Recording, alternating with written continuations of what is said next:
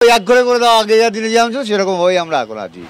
1 বছর আগেই 9ই আগস্ট সকালে গোটা পৃথিবীটা তাঁদের কাছে অন্ধকার হয়ে গিয়েছিল। বুক দিয়ে আগলে যে সন্তানকে বড় করেছিলেন, তার ধর্ষণ খুনের বিভৎস ঘটনা আমূল বদলে দিয়েছিল মধ্যবিত্ত দম্পতির জীবনটা। তারপর 1 বছর পেরিয়েছে, আজও মেয়ের বিচারের দাবিতে দরজায় দরজায় ঘুরছেন অভয়ার মা বাবা।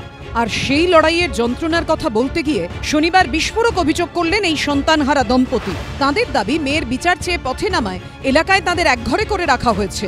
এর জন্য তৃণমূলকেই কাঠগড়ায় তুলেছেন অভয়ার মা বাবা। প্রথম থেকে যারা যারা আন্দোলনের সঙ্গে যুক্ত তাদের নোটিশ পাঠানো হচ্ছে, বিভিন্ন ভয় দেখানো হচ্ছে। এটা তো প্রথম দিন থেকে যে আমার আশেপাশের সমস্ত লোককে, সব লোক কি আমার বিরোধিতা করে, রাস্তায় দেখা হলেও ঠিকমতো কথা বলে না। বাজারের দোকানদাররা আমাকে কোনো কিছু বিক্রি করতে গেলেও দরবার চিন্তা করে যে বেচবো কিনা। এরকম একটা পরিস্থিতি তৈরি করা হয়েছে চারিদিকে। তৃণমূল করেছে, আবার কে করবে, এটা থেকে বলতে হয়। তৃণমূল অবশ্য এই অভিযোগ উড়িয়ে সিপিএম আমলের প্রসঙ্গ টেনে এনেছে। এটা আমি বিশ্বাস করি না যে তৃণমূলের কেউ কাউকে একঘরে করে। এগুলো সিপিএমের সময় নাপিত জল বন্ধ থাকতো, এখন এসব পরিস্থিতি নেই।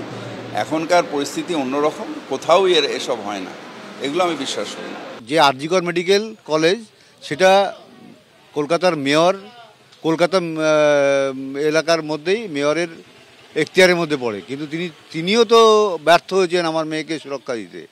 কলকাতা এলাকার মধ্যে মেডিকেল কলেজ, উনি এই সমস্ত জ্ঞান দিলে আমরা এই সমস্ত শুনবো না। সে একদিন দেখে যাবেন আমরা কি মিথ্যা কথা বলছি না সত্য কথা বলছি। ওনাকে বারবার বলেছি, উনি তো সাহস হয় না আমাদের বাড়িতে একবার আসার। ফিরহাদ হাকিম সিপিএম জমানার প্রসঙ্গ টানায় এই নিয়ে পাল্টা জবাব দিয়েছে সিপিএমও। একজন যিনি পানিহাটির এমএলএ, এই সমগ্র অপরাধে তার নাম আছে। আরেকজন যিনি পানিহাটির কাউন্সিলর ছিলেন, কিন্তু অভয়াকে না জানিয়ে পরিবারকে ক্রিমেশন করে দেওয়ার জন্য প্রমোশন পেয়ে চেয়ারম্যান হয়েছেন।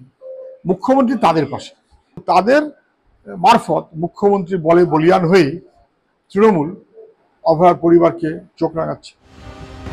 তবে যত প্রতিকূলতাই আসুক, মেয়ের ধর্ষণ খুনের ঘটনায় বিচার না পাওয়া পর্যন্ত লড়াই চলবে বলে জানিয়েছেন নিহত চিকিৎসকের মা বাবা। সমীরণ পাল, অরিত্রিক ভট্টাচার্য ও উজ্জ্বল মুখোপাধ্যায়ের রিপোর্ট, এবিপি আনন্দ।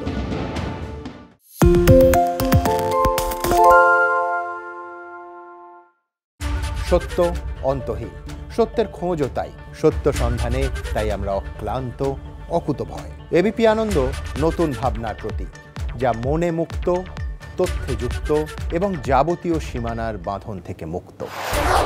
সীমা না শব্দটির মধ্যে লুকিয়ে আছে মানা শব্দটি, যেন চোখ রাঙানি এক অদৃশ্য বেড়াজাল, যা আটকে রাখে আমাদের এক ছোট্ট গণ্ডির মধ্যে। একমাত্র সঠিক খবরই গড়ে তুলবে এক মুক্ত সমাজ। সেই জগৎ গড়ার লক্ষ্যে কোনো সীমানার ঠুকুটি আমরা মানব না। এবিপি আনন্দ এগিয়ে থাকে, এগিয়ে রাখে।